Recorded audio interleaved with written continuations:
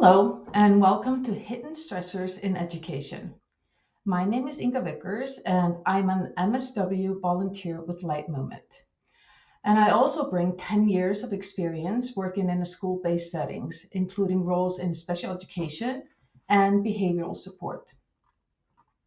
Many helping professionals experience what's known as vicarious trauma and compassion fatigue, even if they don't always have a language for it.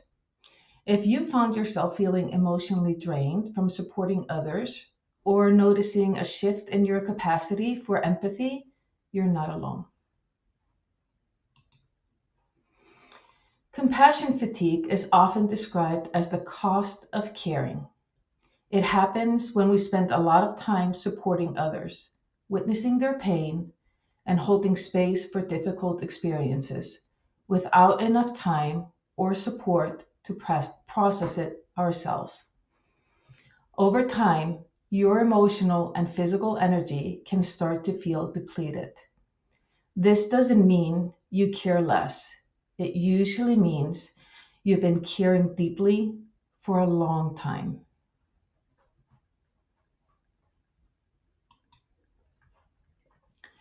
Educators are especially vulnerable to compassion fatigue, even if it's not always named that way. Educators often carry concern for students long after the school day ends. They may witness trauma, crisis, or ongoing stress in students' lives, sometimes daily. And many educators feel a strong sense of responsibility for their students' well-being, not just academically, but emotionally. When you combine all of that with limited time to process or recover, it can begin to take a toll on the nervous system.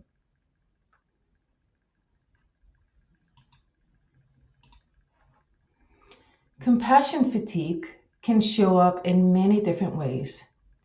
Some people notice emotional numbness, feeling disconnected or like it's harder to care in the same way.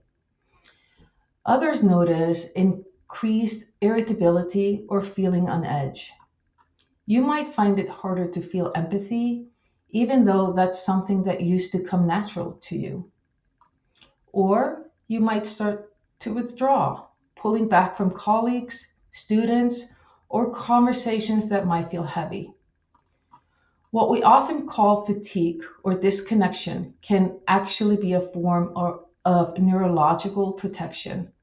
Your nervous system may be creating a little distance from overwhelm in order to keep you going.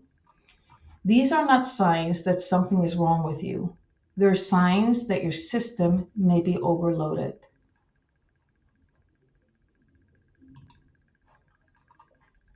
It can be helpful to understand the difference between burnout and compassion fatigue.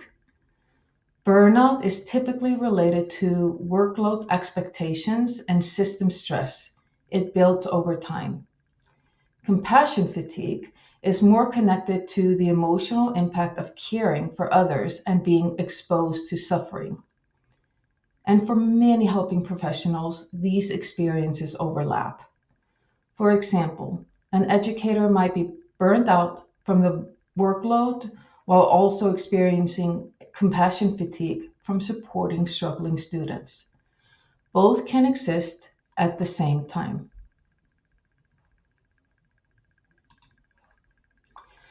Before we move on, I just want to pause here for a moment.